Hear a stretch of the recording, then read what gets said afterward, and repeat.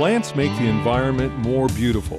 You will see them on our native rangeland, along stream banks, in grassed waterways, along roadways, backyards, everywhere. In fact, plants not only make our landscape attractive, they also play a key role in conserving our environment.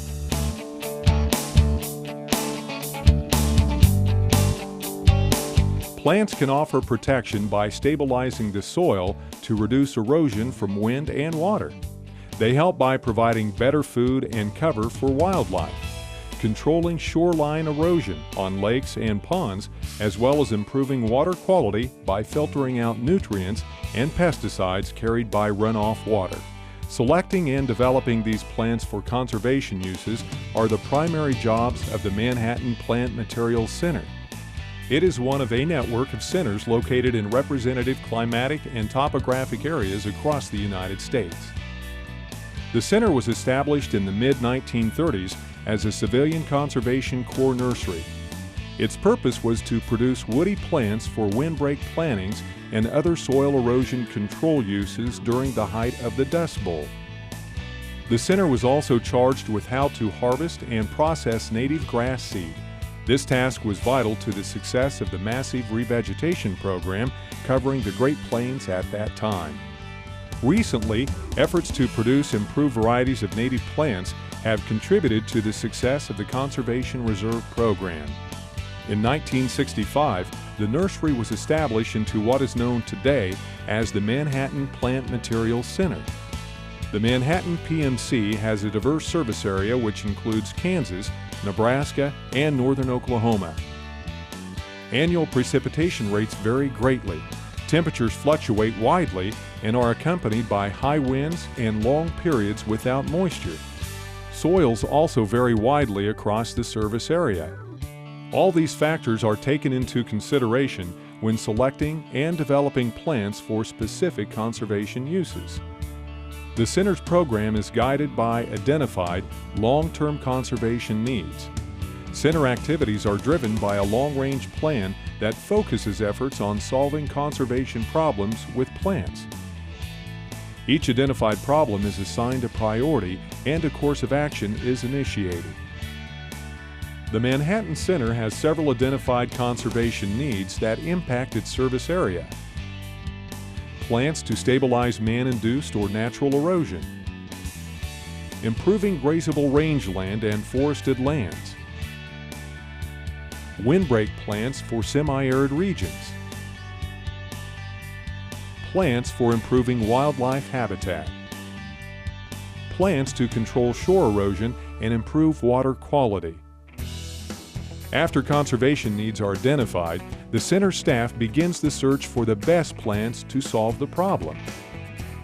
Center staff, plant specialists, and NRCS field personnel search for plants with characteristics which may solve an identified conservation problem. Individual plant collections, also known as accessions, are often collected from native plant stands. Depending on the plant, seed or rootstock is gathered.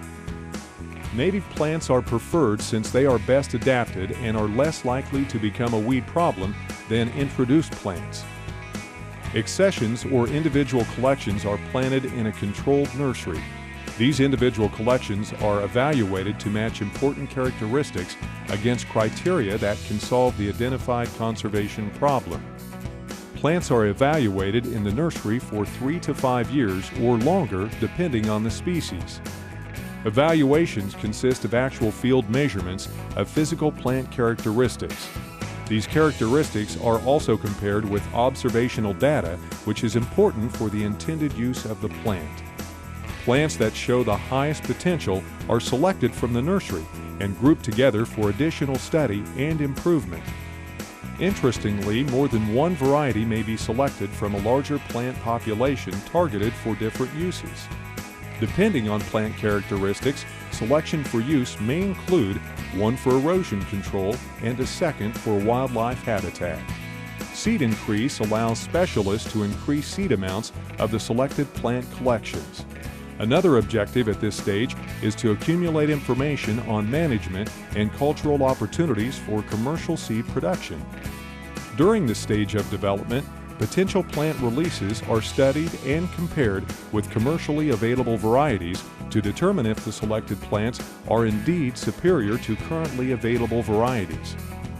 These evaluations are carried out at the center and at field sites matching problem areas.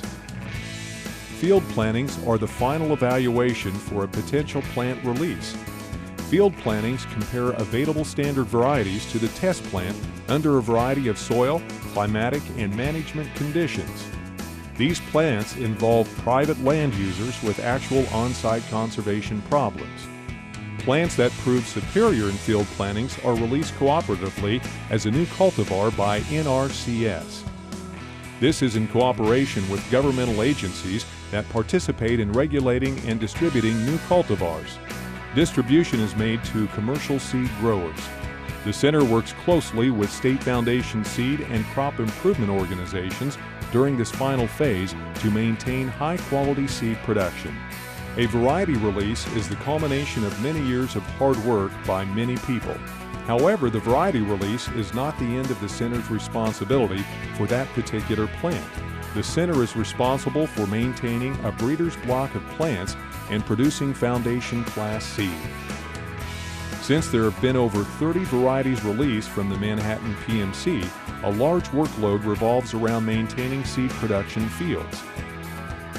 Successful plantings are dependent on many factors such as correct seedbed preparation, depth of planting, good seed-to-soil contact, and seeding rate.